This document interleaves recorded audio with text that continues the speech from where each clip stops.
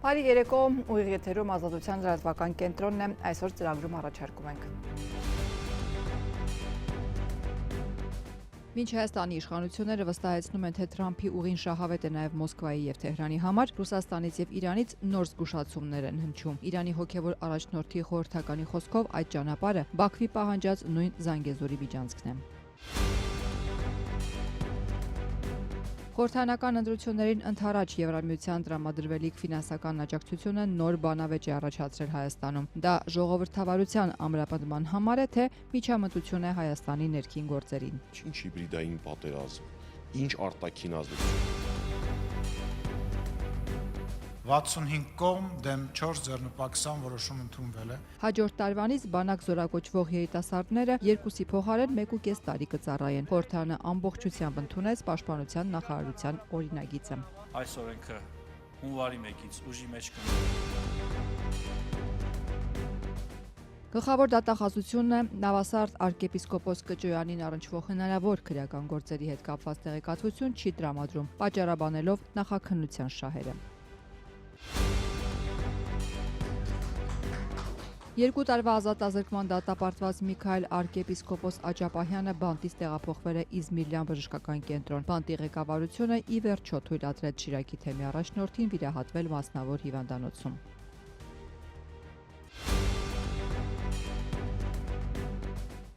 Միացյալ Նահանգների նախագահ Դոնալդ Թրամփը դատական հայց է ներկայացրել բրիտանական BBC հեռուստաալիքի դեմ։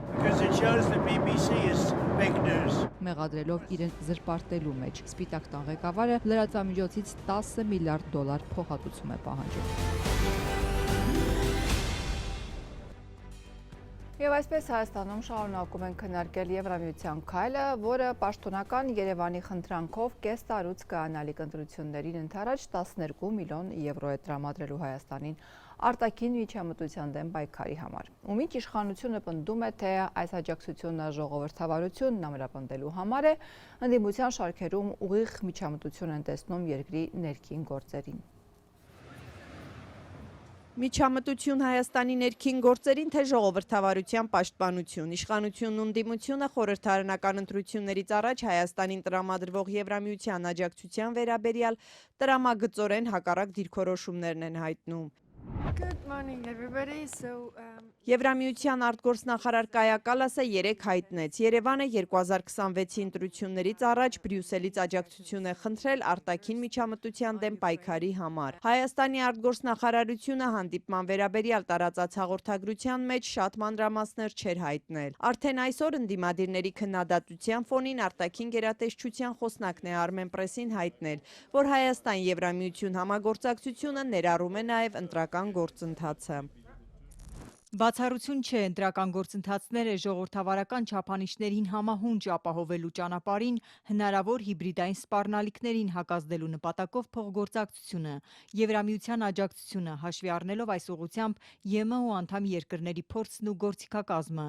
Համապատասխանաբար, այո, կան այդ ուղղությամբ համատեղ քննարկումների արդյունքում ձևավորված նախաձեռնություններ, որոնց շուրջ որոշումների կայացման պարագայում հանրությունը պատշաճ կտեղեկացվի։ Այլ մանրամասներ արտգործնախարարության խոսնակը չի հայտնել։ Ինչ հիբրիդային սպառնալիքների մասինն է խոսքը եւ որ երկրից կամ երկրներից են դրանք գալիս։ Ազգային ժողովի փոխխոսնակ Ռուբեն Ռուբինյանին հարցը զարմացնում է։ Ըստ նրա, սպառնալիքները շատ ակնհայտ են։ Օրինակ, ասում է, կայքեր են բացվում, կեղծ լուրեր տարածվում։ Արտաքին միջամտությունը սա է, որի դեմ պայքարի համար իշխանությունը դիմել է Եվրամիության օգնությանը։ Կարող է լինել, չգիտեմ, ապօրինի ֆինանսների օգտագործում։ Ինչ կա, որ հիմա անհանգստացնում է։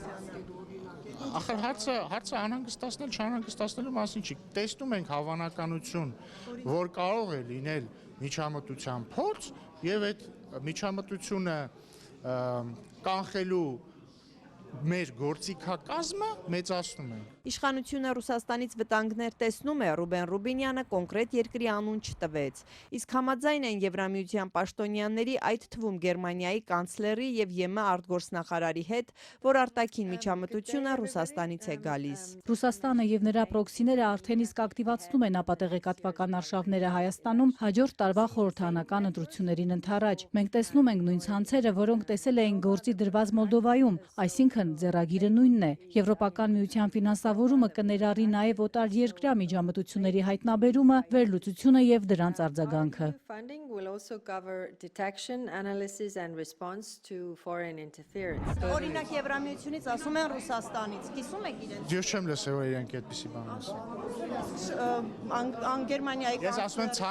ցանկացած արտաքին միջամտության փորձ։ Ընդդիմադիր պատիվ ունեմ խմբակցության ղեկավարին իշխանության հիմնավորումները չեն համոզել։ Հայկ Մամիջանյանն ասաց, իրենց խմբակցությունը սա համարում է ուղիղ միջամտություն երկրի ներքին գործերին։ Ընտրական գործընթացի համար անհասկանալի տրամաբանության մեջ ինչ հիբրիդային պատերազմ, ինչ արտաքին ազդեցություն։ Եթե իրենք արտաքին ազդեցություն ասելով նկատի ունեն, որ Հայաստանի Հանրապետությունում ընտրությունները կազմակերպում է մի մարդ, ով ցանկալի է Ադրբեջանի եւ Թուրքիայի համար, նկատի ունեն Փաշինյանին, ապա այո, այդ տրամաբանության մեջ առկա է Հայաստանում արտաքին ներգործություն։ Ցանկացած այլ տրամաբանություն ես չեմ հասկանում։ Միջամտության հարց չի կարող լինել Հայաստանի Հանրապետության ներքին գործերին, որովհետև սա փորձի փոխանակման շրջանակներում է տեղի ունենում, իսկ ընդդիմադիր գործընկերներին ներքին միջամտության տեսանկյունից ես կուզենայի, որ դուք հարցնեիք արդյոք օրինակ ռուսաստանցի օլիգարխի միջամտությունը Հայաստանի ներքին քաղաքական կյանքին, ինչ գնահատական դրան կտան արդյոք եւ մի շարք այլ երկրների քաղաքացի է։ Պակաս սուրճ են արձագանքել նաև արտախորհրդարանական ընդդիմությունից։ Հայ ազգային կոնգրեսի փոխնախագահ Լևոն Զուրաբյանը պնդել է, վարչապետ Նիկոլ Փաշինյանը Հայաստանը ներքաշում է պրոքսի պատերազմի մեջ։ Փաշինյանը փաստորեն իր բոլոր ընդդիմախոսներին հայտարարում է Ռուսաստանի կողմից վարվող հիբրիդային պատերազմի զինվորներ եւ Եվրոպայի աջակցությունն է խնդրում նույնպիսի հակաժողովրդավարական գործողությունների համար։ Սա աննախադեպ խայտառակություն է, եթե ոչ պետական դավաճանություն։ Լևոն Զուրաբյանի կարծիքով Նիկոլ Փաշինյանը կեղծ մեղադրանքներ ներկայացնելով ընդդիմությանը Եվրամիությունից կանաչ լույս է ակնկալում ընտրությունների արդյունքները կեղծելու ծրագրի իրականացման համար։ Նման դիրքորոշում ունի նաև հանրապետական Հայկ Մամիջանյանը։ Հայաստանում կա շուրջ 50 քաղբանտարկյա, որոնց եւ մեզ ներառյալ անդադար փորձում են մեղադրել ինչ-որ արտաքին կապերի հետ կապված, բայց նշվածներից ոչ մեկի նկատմամբ նման հոդված հարուցած չկա։ Նույնիսկ այն մարդկանց հանդեպ, ով հիմա ապօրինաբար որպես քաղբանտարկյալ շինծու հոդվածով անազատության մեջ են, նույնիսկ իրանց համար կարվել են այլ հոդվածներ, իրանց համար չի գրվել որ արտաքին ներգործություն եւ այլն։ Փաշինյանը տենց էլ չի հասկանում, որ ինքը այլևս ծախու խմբագիր չի։ Թե Եվրամիությունը երբ կհատկացնի խոստացված 12 միլիոն եվրոն եւ ինչ ծրագրերում դա կօգտագործվի, ովքեր կլինեն շահառուները, առայժմ չի հայտարարվել։ Մինչ Հայաստանի իշխանությունները հավաստիացնում են, թե Տրամպի ուղին շահավետ է նաև նախագծի շուրջ վերապահումներ ունեցող Մոսկվայի եւ Թեհրանի համար, Ռուսաստանից եւ Իրանից նոր զգուշացումներ են հնչել։ Մոսկվայից հայտարարում են, թե առանց Ռուսաստանի մասնակցության գործընկերները չեն կարող գործարկել Տրամպի ուղին։ Ամիսների լռությունից հետո հերթական կոշտ գնահատականն է հնչել նաև Իրանի հոգևոր թևի ներկայացուցիչներից։ Խամենեի խորհրդականը Հայաստանի դեսպանին ասել է, թե Տրամպի ուղին նույն Զանգեզուրի միջանցքն է։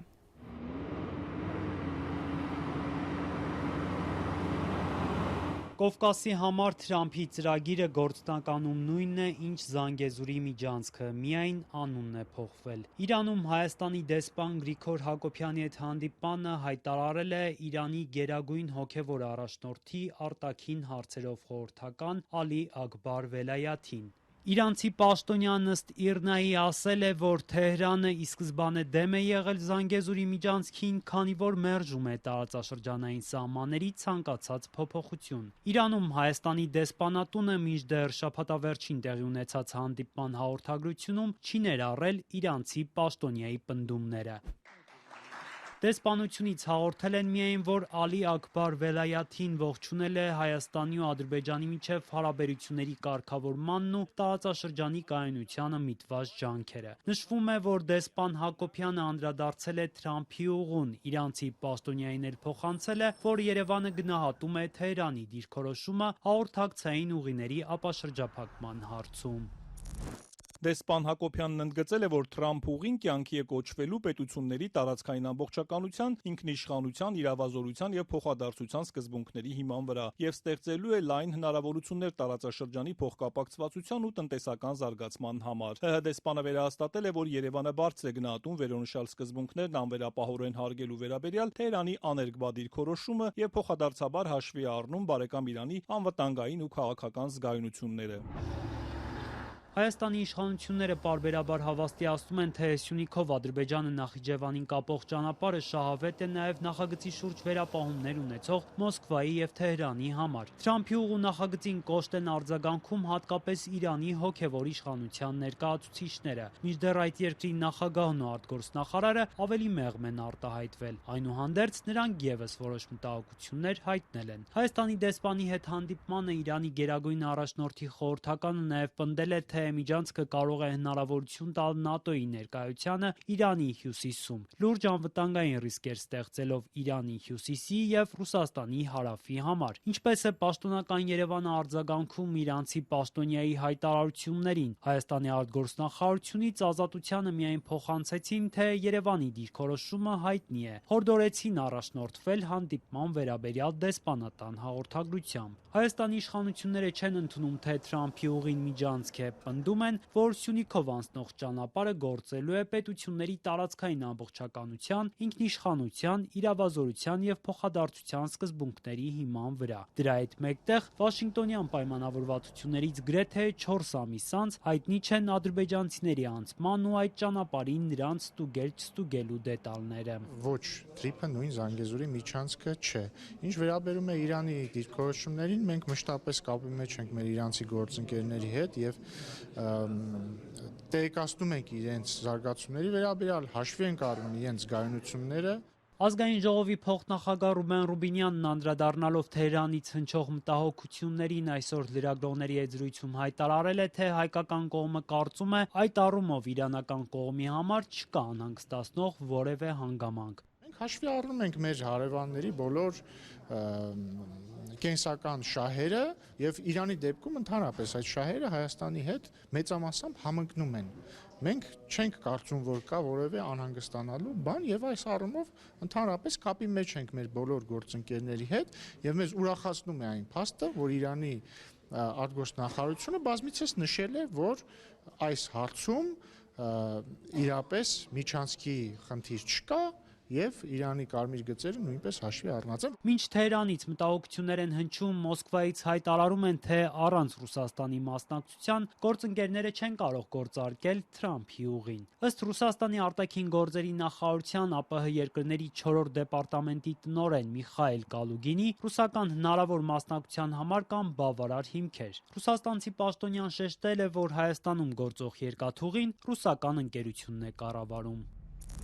Մեր ընկերությունը Հարավկովկասյան երկաթուղիները, որը ռուսական երկաթուղիների դուստր ձեռնարկությունն է, ունի Հայաստանի երկաթուղային ցանցի կառավարման կոնցեսիա։ Տարածաշրջանն օգտագործում է ռուսական երկաթուղային գծերը։ Ճանապարհը մեծ մասամբ կանցնի մեր սահմանապահների պատասխանատվության տարածքով։ Ազգային ժողովի փոխնախագահն այսօր պնդեց, որ Թրամփի ուղու նախագծում ռուսների հետ նրանց մասնակցության վերաբերյալ քննարկումներ չեն եղել։ Ըստ հայաստանցի պաշտոնյաների թրիփուղով հաղորդակցության տարբեր ենթակառուցվածքներ են գործելու, այդ թվում երկաթուղի, էլեկտրագծեր, գազի, նավթի խողովակաշարեր, մալուխներ։ Երկաթուղին, ինչպես հայտնել էր վարչապետը, անցնելու է Սյունիքով, խորհրդային ժամանակ գոյություն ունեցող երթուղով։ Իսկ այս ընթացքում Թուրքիայի նախագահ Ռաջեփ Թայիփ Էրդողանն է հայտարարել, թե Ադրբեջանը եւ Հայաստանը մոտ են խաղաղության պայմանագրի կնքմանը։ Դիմելով Անկարայում հավատարմագրված օտարերկրյա դեսպանների 16-րդ համաժողովի մասնակիցներին, նա ասել է, Ադրբեջանի հետ երկխոսություն են ծավալել, դրան զուգահեռ նաև առաջ են մղում Հայաստանի հետ կարգավորման գործընթացը։ Հաջորդ տարվանից բանակ զորակոչված զինվորները 1.5 տարի կծառայեն 65 կողմ, 4 դեմ, 20 ձեռնպահ ձայների հարաբերակցությամբ խորհրդարանը այսօր երկրորդ ընթերցմամբ եւ ամբողջությամբ ընդունեց կես տարով զինծառայությունը կրճատելու օրինագիծը։ Այն խորհրդաներ բերվել հրատապ կարգով եւ կտարածվի հունվարից բանակ զորակոչվող երիտասարդների, այլ ոչ թե արդեն ծառայության մեջ գտնվողների վրա։ Պաշտպանության նախարարությունը իր այս առաջարկը հիմնավորում է մեկ փաստարկով ժամկետայինների ծառայությունը կես տարով կրճատում են պայմանագրային զինվորական ծառայության ընդլայնման շնորհիվ եւ դրա համար արդեն գործուն քայլեր են արել։ Սիրելի հայրենակիցներ, ազգային ժողովի հարգելի պատգամավորներ, երկրորդ ընթերցմամբ հաստատվելուց հետո այս օրենքը հունվարի 1-ից ուժի մեջ կմտնի եւ արդեն 2026 թվականի հունվարի 7-ից զորակոչվող մեր տղաները, պատանիները այլևս կծառայեն 18 ամիս։ Ընդդիմադիրները սակայն խնդիրներ են տեսնում այս կարևոր փոփոխության մեջ, սա համարում են նախընտրական մի քայլ։ Իսկ բանակի հարցերով զբաղվող իրավապաշտպան Էդգար Խաչատրյանը, որ որպես քաղաքասարակության ներկայացուցիչ ներգրավված է այս բարեփոխումների մեջ, ասում է անցումը պրոֆեսիոնալ բանակին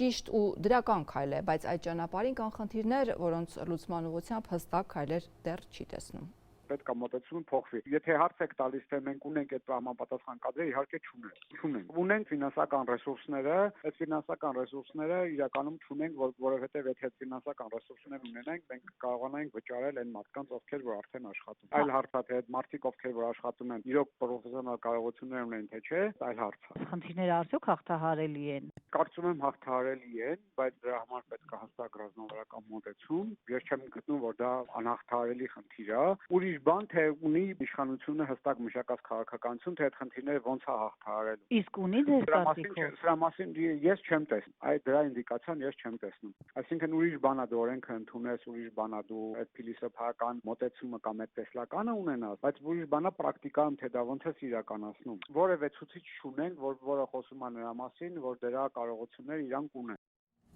Ընտրություններից 6 ամիս առաջ իշխանական թիմում արդեն ցուցակ է կազմվում, ում հետ է Փաշինյանը պատկերացնում երկրի կառավարումը առաջիկա 5 տարիներին եւ ովքեր կհավաքեն ճամպրուկները։ Մամուլը արդեն անուններ է շրջանառում։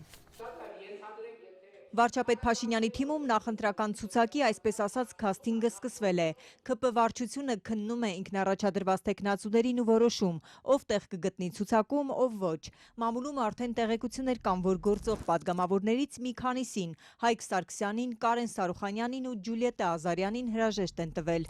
Քննարկումներ են այս փուլում տեղի ունենում եւ որևէ բան հաստատված չէ, բոլոր տեխնացուներին լսում են։ Ջուլիետտա Ազարյանը, որ անցած տարի Ավանի թաղապետարանից տեղափոխվեց խորհրդարան, ըստ լուրերի չի անցել քննությունը, բայց ազատությանն ասած դեռ վերջնական որոշված չէ։ Հավատացրեց, թե տեխնացուներն են ինքնական որոշում, ցուցակ մտնել թե ոչ։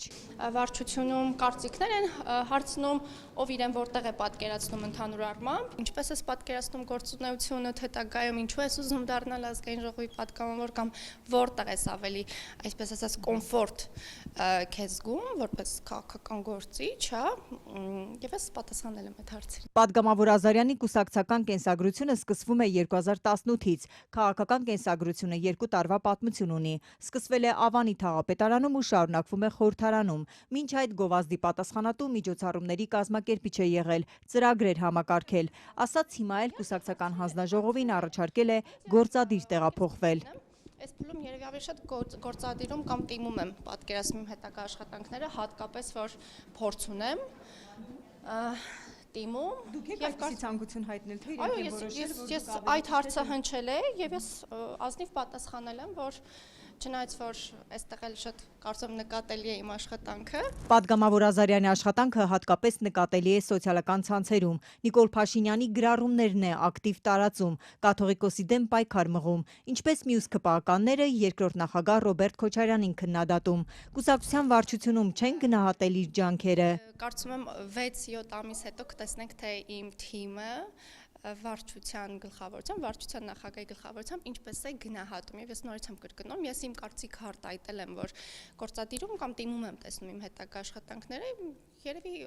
ամեն դեպքում հանգուցալուծում կստանա։ Այսպես ասած, ընտրող հանձնաժողովում է նաև ազգային ժողովի փոխոսնակ Ռուբեն Ռուբինյանը։ Նա այսօր բորբոքվեց հարցաքննություն բառից, ասաց տեխնացուներին չեն քննում, բարևարկության հետ կապված հարցեր են տալիս։ Հիմնականում բարևարկության հետ կապված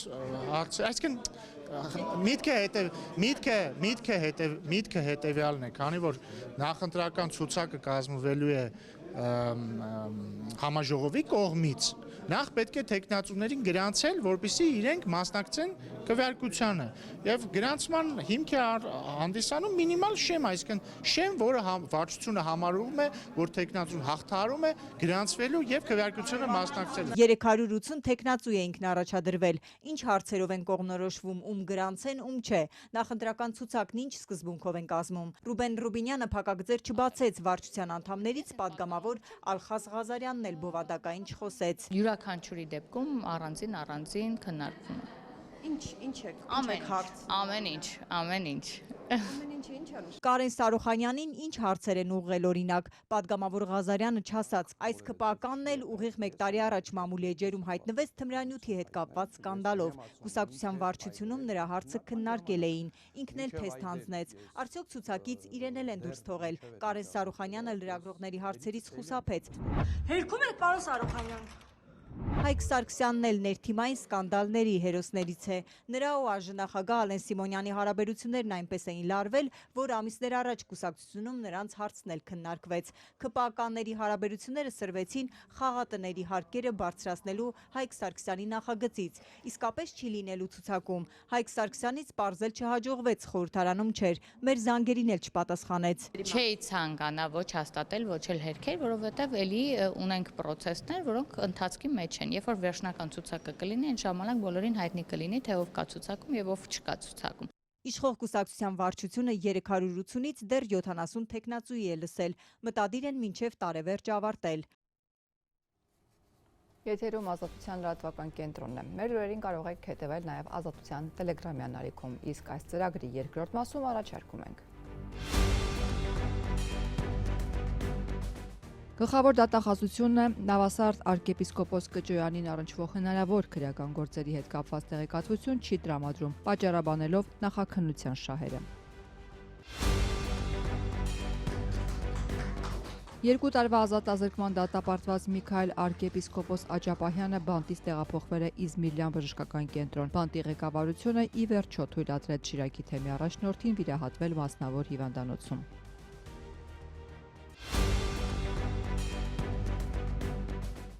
Միացյալ Նահանգների նախագահ Դոնալդ Թրամփը դատական հայց է ներկայացրել բրիտանական BBC հեռուստաալիքի դեմ։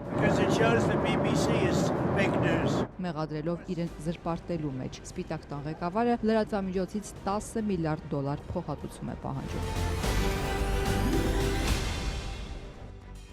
2 տարվա ազատազրկման դատապարտված Միքայել arczepiskopos Աջապահյանը բանտից տեղափոխվել է Իզմիրյան բժշկական կենտրոն։ Մի քանի դիմումից եւ փաստաբանների հազանգերից հետո միայն բանտի ղեկավարությունը թույլատրեց Շիրակի թեմի առաջնորդին վիրահատվել մասնավոր հիվանդանոցում։ Ավելի վաղ նրան առաջարկել էին վիրահատվել պետության հաշվին իրենց առաջարկած հիվանդանոցում, բայց arczepiskopos-ը պնդել էր, որ իր բժիշկը Իզմիրյան բժշկական կենտրոնում է, այնտեղ է մտադիր վիրահատվել։ Աջապահյանը մեղադրվում է իշխանությունը զավթելու կոչի համար, մեղքը չի ընդունում, այն համարում է քաղաքական հետապնդում։ Նա բողոքարկել է 2 տարվա ազատազրկման վճիռը, դատախազությունն էլ իր հերթին վերաքննիչ դիմել պահանջելով, որ arczepiskopos-ի պատժաչափը ևս կես տարով ավելացվի։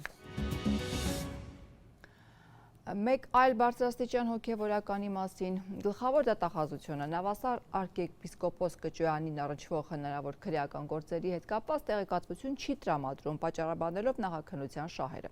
Ազատությունը գրավոր հարցում էր ուղարկել, հետաքրքրվելու, թե քննչական մարմիններում arczepiskopos Կճոյանին առնչվող ինչ քրեական վարույթներ կան նախաձեռնված, քրեական օրենսգրքի ինչ հոդվածներով, Նավասարդ arczepiskopos Կճոյանը դատավարական ինչ կարգավիճակ ունի։ Այս հարցերից եւ ոչ մեկին գլխավոր դատախազությունը չի պատասխանել։ Ազգային ժողովում երկրորդ ընթերցմամբ ներկայացվեց առողջության համընդհանուր ապահովագրության մասին օրենքի նախագիծը։ Առողջության համընդհանուր ապահովագրության մեկնարկը նախատեսվում է հաջորդ տարվա հունվարի 1-ից։ Առաջին փուլով շուրջ 1.5 միլիոն հայաստանցի ապահովագրական փաթեթ կունենա։ Այդ խմբերն են մինչև 18 տարեկան երեխաները, 65 տարին լրացած քաղաքացիները, 18-ից 65 տարեկան հաշմանդամության կարգ ունեցողներն ու անապահովության 28 եւ ավելի միավոր ունեցող անձինք։ Այս խմբի համար կվճարի պետությունը։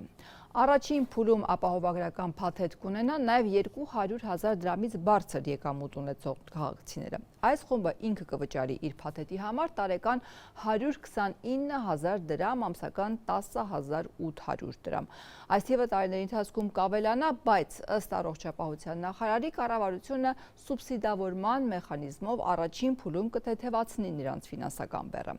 Ընդդիմադիր պատգամավորները սակայն մտահոգություն ունեն, նաև որ պահանջում են, որ բժշկական ծառայությունների ամբողջական ցանկը ներկայացվի։ Այս օրենքով ըստ էության մասնավոր գոյություն ունեցող ապահովագրական ընկերությունները ըստ էության քանդում եք։ Սա առնվազն քանդել է նշանակում մասնավոր գործող ապահովագրական ընկերությունները։ Քաղաքացիները եւ ընկերությունները պայմանագրեր ունեին, որոնց հիման վրա այդ ընկերությունները կազմել են իրենց տարեկան պլանները։ Եթե հանկարծ այդ պայմանագրերը մի քիչ էլ երկարաժամկետ են, ապա շատ լուրջ խնդիրներ են առաջացնում մասնավոր ապահովագրական ընկերություններին։ Միգուցե մենք կարողանանք հնարավորություն ստեղծենք այդ պայմանագրերի գործունեության ժամկետից հետո միայն սա կիրառել նոր կնքվող պայմանագրերի վրա եւ քաղաքացուն թողնել ընտրությունը ինքը շարունակում է պայմանագիրը, թե ուղղակի հետ է գալիս պետական ապահովագրավճար։ Այն որ գումարը պիտի տան այդ հասկացանք։ Ինչ տրամաբանության պետքա տան դա էլ հասկացանք։ Բա ինչի դիմաց պետքա տան այդ գումարը։ Ես կարող եմ բացել իմ հեռախոսը բազմաթիվ նամակներ ցույց տալ։ Հարցնում են, այս ինչ վիրահատությունը փոխհատուցվելու է պետպատվերի, այսինքն պարտադիր ապահովագրության շրջանակներում կա, չգիտեմ ինչ պատասխանել։ Այս ինչ ծառայությունը, վիրահատությունը, դեղերը, չկա դրա պատասխանը։ Արդեն երկրորդ բանն են քննարկում, ընթերցումն է, հեսա օրենքը պիտի հաստատվի, տենց էլ չիմացանք։ Մարդիկ գումարը տալիս են, դրա դիմաց ինչ ծառայություն են ստանում, բայց չէ՞ որ սա ֆունդամենտն է ամբողջ process-ի։ Ինչն եք տապալում։ Ինչը որ 2010-ական թվականներին պետական բյուջեի հաշվին սոցփաթեթով 10 միլիարդ դրամ դուրս գրվեց եւ ապահովագրական ընկերությունների կողմից հետո 6 միլիարդը գրած որպես շահույթ, էս էր տապալումը։ Իսկ մենք այս տարիների ընթացքում մանրամասն քննարկել ենք, ձևավորել ենք, ձևակերպել ենք, հաշվարկել ենք եւ ներկայացրել ենք ամբողջական ապահովագրական համակարգի ներդրման բարեփոխում։ Տիկին Գրիգորյան, ես հասկացա, որ ձեզ փաթեթը այն ժամանակ էլ հետաքրքիր չէր, որովհետև այն հրապարակված է եւ դուք այդպես էլ չեք ծանոթացել ու նույն հարցի ինձ հիմա տալիս եք։ Եվ հաջորդը 63-64 տարեկանների հետ կապված առաջարկնել օր առաջ ուժի մեջ կմտնի, եթե ձեր խմբակցության շատ կարկառուն ներկայացուցիչներ չսպասեն գույքի բռնագանձման որոշումներին եւ կամովին ավելի շուտ վերադարձնեն տարիներով գողացած գումարները։ Ազատությունը այս թեմայի շուրջ զրուցել է նախարար Շահավանեսյանի հետ, այն կարող եք դիտել Ազատության YouTube-յան էջում եւ սոցիալական հարթակներում։ Վանաձորում ժամանակավոր կառավարման վերջը չի երևում, 9 ամիս է ավագանում, նիստ չի անցկացվել, իշխանությունների խոստացած ծրագրերն էլ մնացել են թղթի վրա, իսկ տարվա ավարտին 2 շաբաթ է մնացել, մինչ այդ դատարանները շարունակ բողոք հարկումների դիմումներ են ստանում, որոնցով ըստ էության երկարաձգվում է Հայաստանի մեծությամբ 3-րդ քաղաքի ժամանակավոր կառավարումը եւ ժամանակավոր համայնքապետ Արկադի Փելեշյանի պաշտոնավարումը։ Մինչ Վանաձորի համայնքապետի պաշտոնակատար Արկադի Փելեշյանը հերքում է իր քաղաքական կապերը հաստ կուսակցության հետ, այդ կուսակցության ղեկավար Մովսես Շահվերդյանը զարմանում ու չի հավատում, ինչպես կարող է Փելեշյանն անտեսել ու հերքել կապն իրենց հետ, եթե 4 տարի առաջ հենց այդ կուսակցության ցուցակով է դարձել ավականու անդամ։ Կապ չունի։ Այո։ Այդպիսի բաներ չեմ պատկերացնում, ասած չեմ հավատում ձեր ասած։ Այսինքն չեք հավատում, որ ասելա, որ կապ չունի ինքը։ Իհարկե չեմ հավատում։ Դուք ձեր մոտ ունեք այդ հիմքերը, որտեղ ինքը ասում է, որ հասկի հետ կապ չունի։ Այո։ Ես կճշտեմ իրենից։ Դա հասկի ցուցակով է ինքը մասնակցել ընտրություններին, ոսկա կապ չունենա։ Չնայած կառավարությունը Վանաձորում վերջին տարիներին իրականացվող ծրագրերն իրեն է վերագրում, բայց հասկի ղեկավարը վարչապետի նշանակած պաշտոնակատարին իրենց կուսակցության ներկայացուցիչն է համարում ու պնդում Վանաձորի բոլոր ծրագրերն իրենց ձեռքի տակով են անցնում։ Այսօր փաստորեն մեր կուսակցությունն է Վանաձորի խնդիրներով զբաղվում։ Իսկ ի՞նչն եք քննարկում։ Անելիքները ամեն ինչը, բարեկարգման հարցեր, բնակիչների հետ կապված հարցեր, քաղաքի հետ կապված հարցեր։ Չէ՞ որ դա կուսակցության ծրագիրն է իրականացում այսօր Վանաձորում։ Հա, դուք համարում եք, որ հիմա իրականացվում է հենց հասկի նախընտրական ծրագիրը։ Ես չեմ համարում, իրական դեպքեր էլ կա։ Վերջին անգամ երբ եք քննարկել Վանաձորում իրականացվող ծրագրերը։ 3-4 օր չորուքշաբթի օր եմ եղել Վանաձորում։ Հա, այսինքն հաճախակի գալիս եք քաղաքապետարան, քննարկում եք։ Իհարկե կապը միշտ պահում ենք, միշտ հանդիպում ենք, միշտ քննարկում ենք։ Դեռ 1 տարի առաջ համայնքապետի պաշտոնակատար Արկադի Փելեշյանն ազատությանն ասել էր. չնայած Հայաստանի աշխատավորական սոցիալիստական կուսակցության ցուցակն է գլխավորել եւ մանդատ ստացել, ընտրություններից հետո այլևս հասկի հետ կապ չունի։ Փելեշյանը չէր բացատրել, արդյոք հակասություններ ունի, թե պարզապես փոխել է իր քաղաքական կողմնորոշումը, հրաժարվելով ընդդիմադիր կուսակցությունից։ Դուք գիտեք, չէ՞ որ այս անկուսակցական է միշտ եղել։ Ցուցակով եք դարձել, պարոն Փելեշյան։ Դուք չգիտեք, որ այդ կուսակցության ցուցակով եք դարձել քաղաքապետ։ Կուսակցության ցուցակով եմ դարձել հավաքանու անդամ։ Այդ կուսակցության ցուցակն է գլխավորել։ Այսինքն կապ չունեք այդ կուսակցության հետ, ճիշտ եմ հասկանում։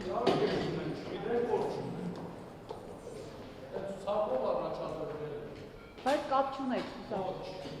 Դեռ 2021-ի Վանաձորի ընտրություններից օրեր առաջ ՀԱՍ կուսակցության նախագահ Մովսես Շահվերդյանը, ով այժմ էլ Փաշինյանին իր թիմակիցն է համարում, հրապարակ EM-ին տված հարցազրույցում բացառել էր իրենց թիմի հետ ընտրական դաշինքը իշխող քաղաքացիական պայմանագիր կուսակցության հետ։ Դուք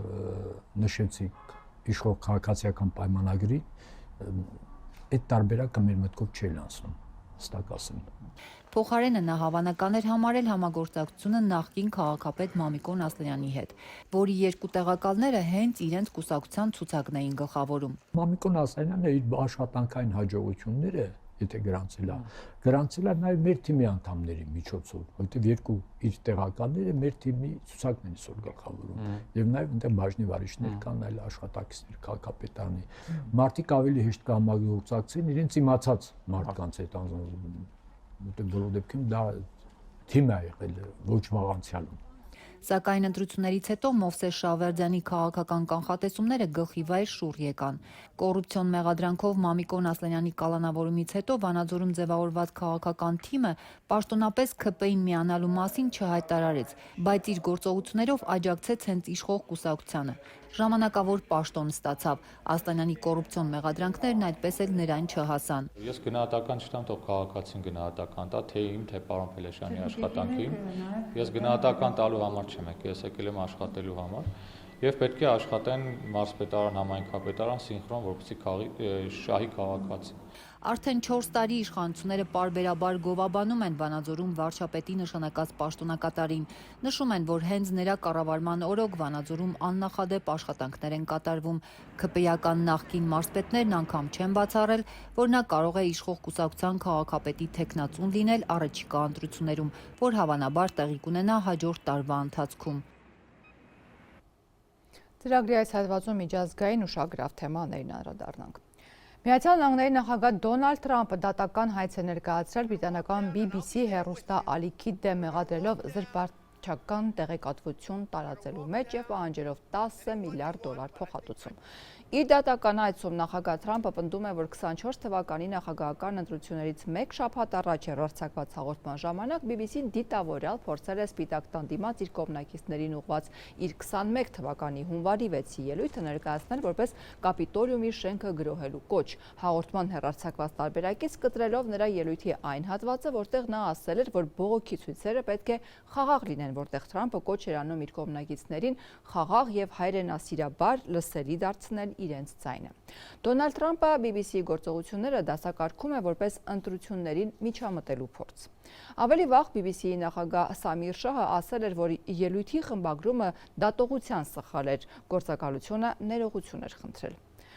Քննադատություններից հետո բրիտանական հեռարձակման կորպորացիայի գլխավոր տնօրենը եւ լուրերի գլխավոր գործադիր տնօրենը հրաժարական տվեցին։ Ռուս-ուկրաինական հակամարտության մասին այժմ էլ Միացյալ Նահանգների եւ Ուկրաինայի պաշտոնյաները հայտնել են, որ Ուկրաինայում խաղաղության հաստատման ուղղված ամերիկյան ծրագրին նվիրված երկօրյա բանակցությունների ընթացքում զգալի առաջընթաց է արձանագրվել։ Ռուսական ՏԱՍ-ի հետ զրույցում Ռուսաստանի փոխարտգործնախարարը ընդգծել էր, որ Մոսկվան երբեք չի համաձայնի Ուկրաինայում ՆԱՏՕ-ի զորքերի տեղակայմանը եւ պատրաստ չէ տարածքային որևէ զիջման։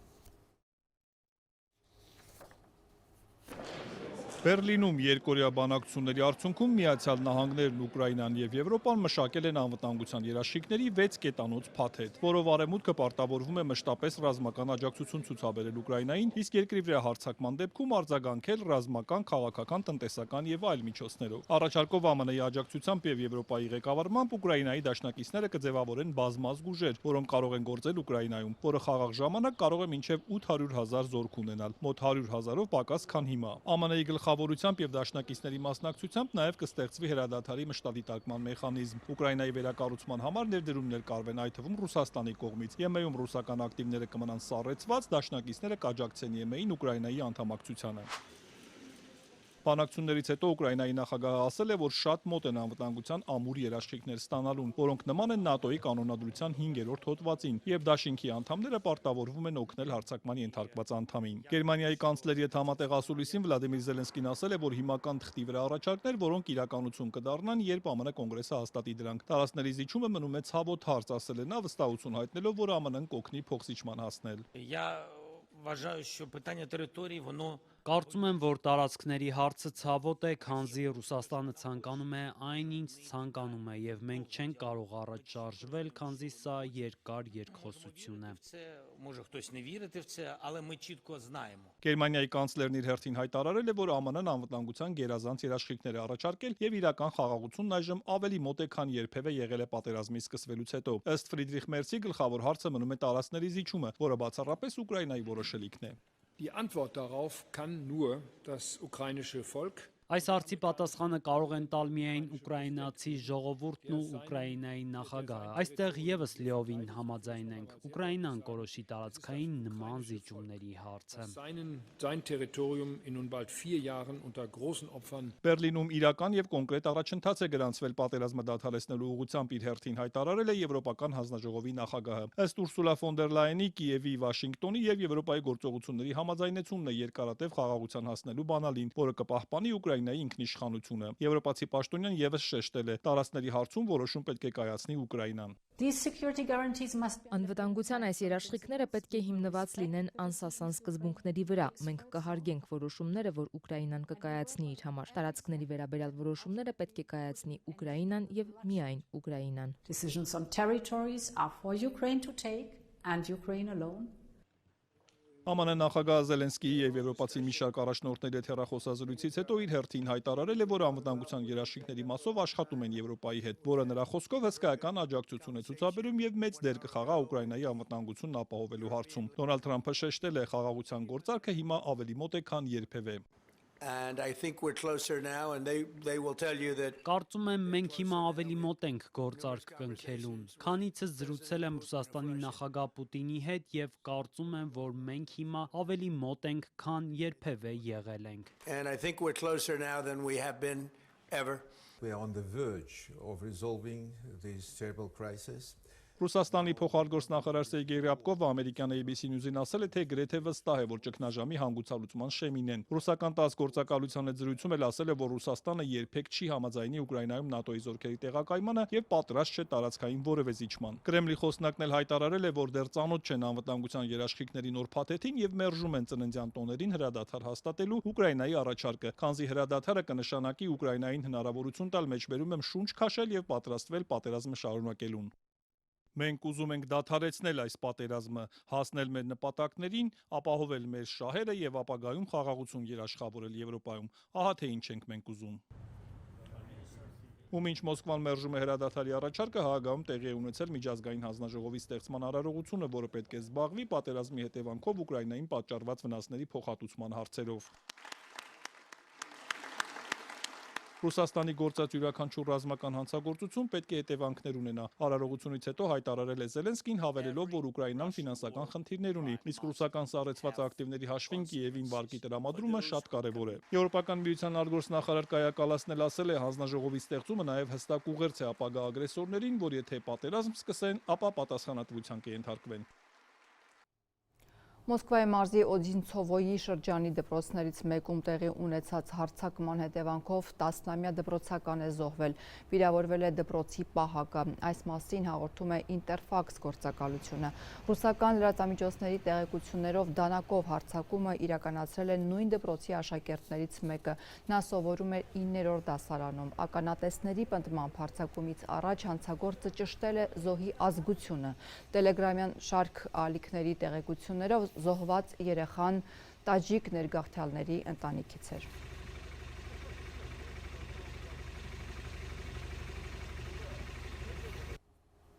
Հայաստանի չեմպիոն Նոայի և լեհական Լեգիայի հանդիպումը Երևանում միայն ֆուտբոլային իրադարձություն չէր։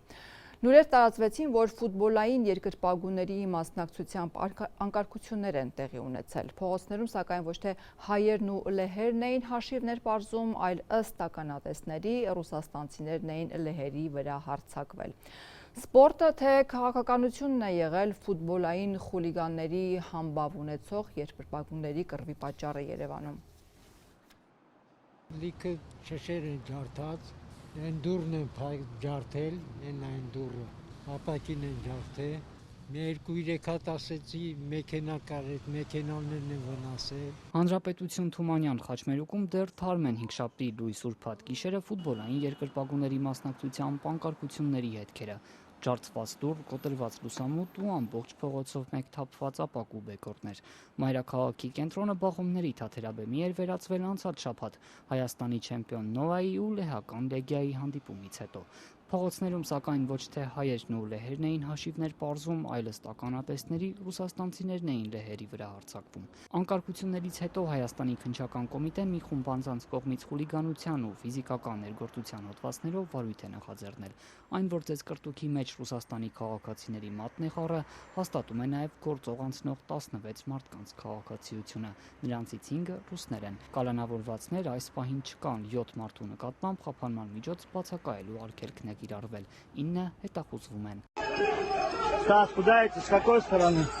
Հայկական ակումբի հաղթանակով ավարտված խաղից կարճ ժամանակ անց սոցցանցերը հեղեղվեցին լուրերով, թե իբր լեհ երկրպագուները անկարգություններ են արել, կոտրել, ջարդել ու փշրել են։ Բոլոր ժամանակ անց սակայն եւ հայերը եւ լեհերը վստահեցրին, իրենց միջև ոչ մի միջադեպ չի եղել։ Ականատեսների խոսքով Երևանի փողոցներում լեհերին հետապնդել ու նրանց վրա հարձակվել է ռուսների մի խումբ։ Ականատեսները լեհական լրատվամիջոցին պատմել են, թե մի քանի տասնյակ հարձակվողները Սանկտ Պետերբուրգի Զենիթի գույներով են եղել, մահակներ ու դանակներ են ունեցել, իսկ իրենք պարզապես պաշտպանվել են։ Legia.net կայքի գլխավոր խմբագիր Մարչին Շիմչիկը պատմել է, թե ռուսները տարբեր խմբերով խաղից հետո լեհերի էին փնտրում։ Ռուսաստանցիների գործողությունները նախապես ծրագրված էին թվում, հարձակվողները մի քանի տասնյակ էին, իսկ Սանկտ Պետերբուրգի ու Երևանի միջև հեռավորությունը մոտ 3000 կիլոմետր է, այսինքն նրանց հայտնվելը պատահական չէր կարող լինել։ Տարածված թերևս միակ տեսանյութի մեջ, որը հենց հարձակվողներն են նկարահանել, ռուսերեն հայհոյանքներ են հնչում ու կոտրվող ապակու ձայներ։